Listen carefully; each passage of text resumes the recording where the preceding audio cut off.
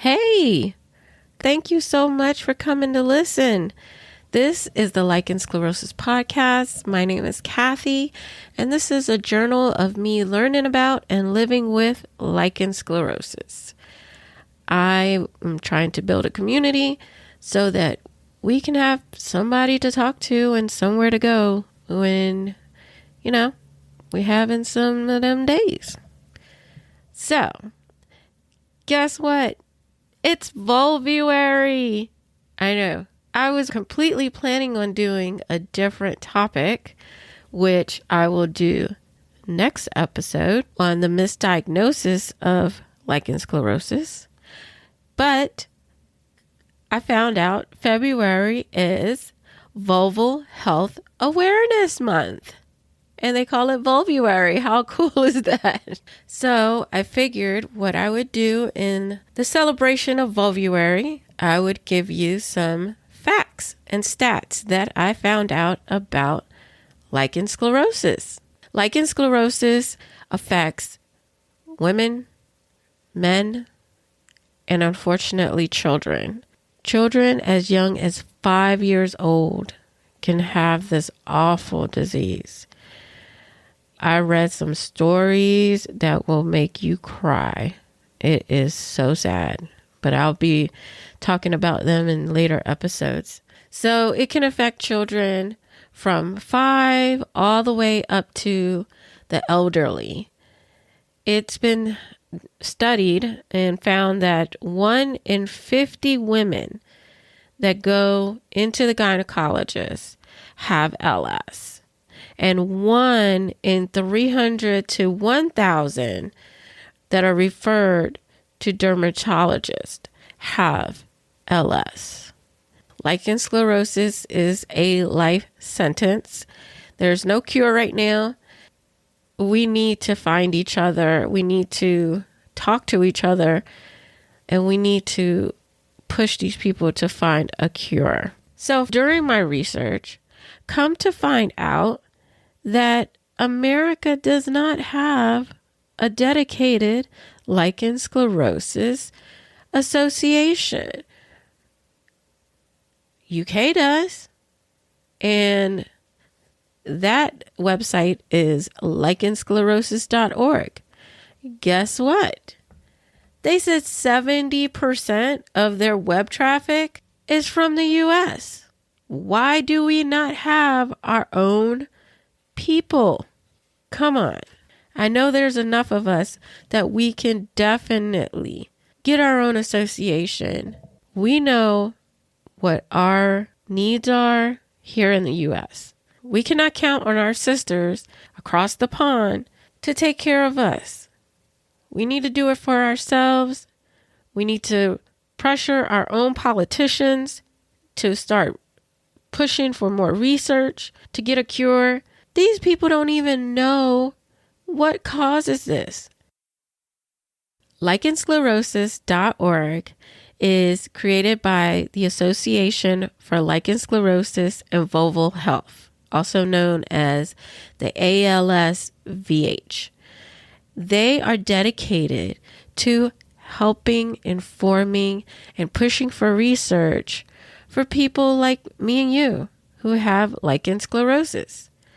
And they have a manifesto, which I read and I thought was really cool. I'll have a link in the show notes. And I just wanted to read some of it because I thought it was so impactful, so well done. And it was really, really educational. Okay, so it reads, "We believe that men, women, and children diagnosed with lichen sclerosus should always be treated by educated, knowledgeable, and specialist doctors who can prove competency by showing a genuine, dedicated interest in learning more and keeping their skills up to date by attendance at learning conferences at least every 3 years." Yes, yes. How many of these doctors out here are misdiagnosing women and children and men because they're not staying up to date on this issue? Yeah, it's rare, but guess what? It ain't super rare. There are so many of us suffering unnecessarily because doctors don't know what the hell they doing. Get educated. So they go on to say, we believe that every person must be given information sufficient to their treatment and care to avoid the destructive process of lichen sclerosus and any subsequent progression to cancer or to the loss of sexual function in accordance with the directions and obligations for the right to sexual health determined by the WHO, which is the World Health Organization.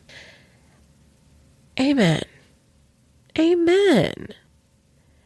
We should be, okay, there's no reason that we should have to do so much of our own research.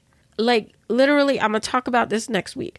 But when my nurse practitioner told me, you have lichen sclerosus, she didn't even tell me what it was. I had to ask, what is it? What's the cure? And it was basic one-line answers. Dude, you literally just gave me a life sentence. You think you could give me a bit more information? And then, seriously, researching this stuff, you need to have a medical degree so that you can understand the words that are in some of these papers. I understand they are written for health professionals.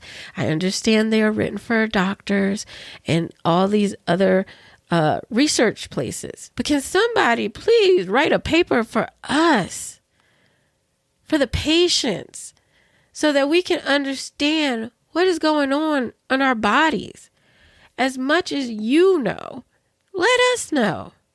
I think I'm going to have to put a glossary on the website defining some of these words. Literally, some of these papers, I ended up like web searching every other word. And I'm a bright person.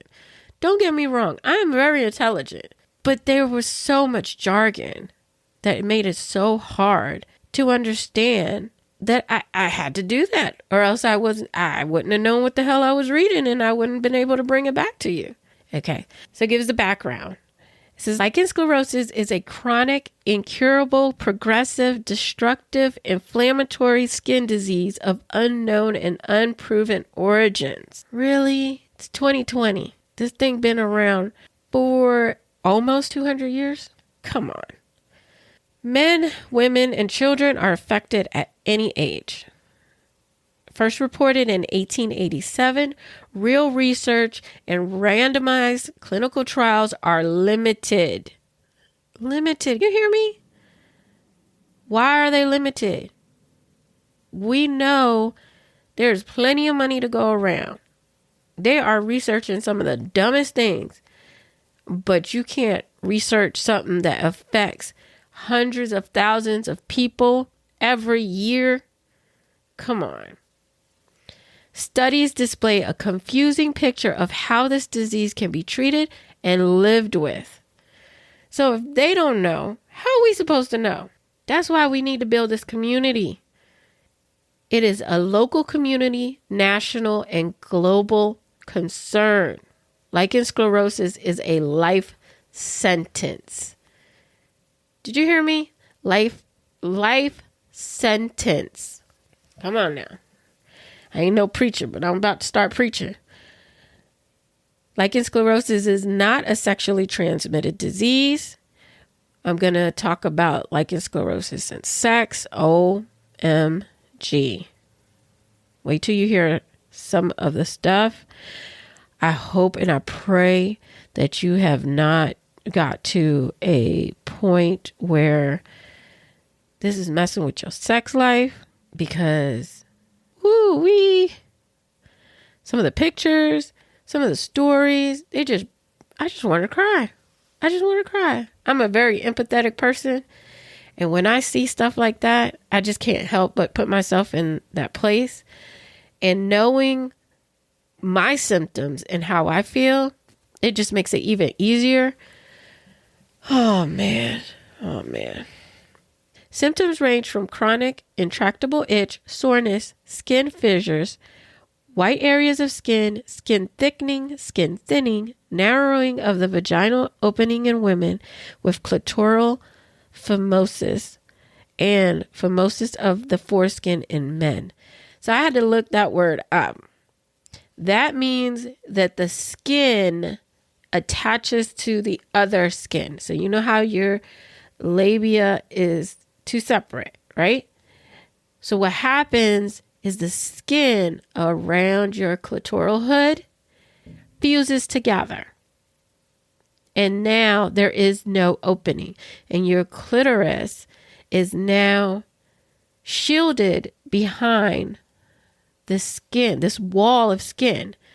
And so you could never, you don't get any kind of, you don't get any of the sensations, and you can never climax. How sad is that? These poor women, they end up having to have surgery to pretty much reconstruct their clitoral hood. And men, they end up having to have circumcisions. Okay, so moving on. Difficulty in urinating. Listen, if you were here last week, I told you about, I called it a welt.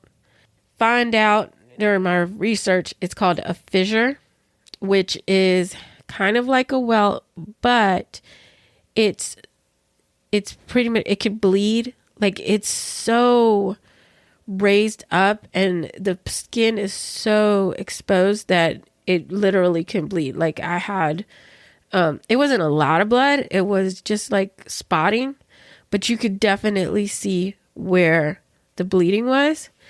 And unfortunately, mine was right there by the panty line. So, oh my God, so painful. So painful. Going to the bathroom, sitting, getting in and out of the car. Just sometimes laying down, the way you lay down can rub. Just having underwear on, period. Oh my God. So painful. So yes, I get this. You get difficulty in urinating, and the worse your symptoms, the worse that's going to be. Some of the articles I read spoke about women saying that they felt like every time they urinated, it was like razor blades. They were being cut with razor blades. Oh, so sad. So sad. All right. Symptoms may lead to painful intercourse or inability to engage in intercourse in both men and women. So sad. Like I said, I will have a future episode that will go more into depth on sex and lichen sclerosus. I will have a copy of the manifesto on the website so you can read. It goes on to talk about impact on the life of young females and the life of men and small boys. It has some testimonials. It's a good read. I'll read one last section. The impact of lack of education and services.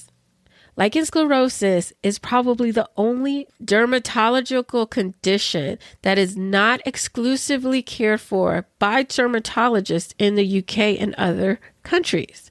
Remember, they're based in United Kingdom. Primary care doctors have little or no knowledge or training in skin disease, and even less in genital skin disease. Women are routinely referred to gynecologists who have no training whatsoever in skin disease, its function, or treatment. Men are seen by a variety of doctors. Subsequently, many situations arise that are dangerously detrimental to both genders. Not only physical, but on a psychological level when they're given no clear instruction about how often or where to apply treatment. So true. Oh my goodness. Oh my God. I'm saying that all over the place because this is gold, okay? I want you to listen to me. We should not have to do this. I should not have to go through reading website and paper and research paper after paper to get the information that we need.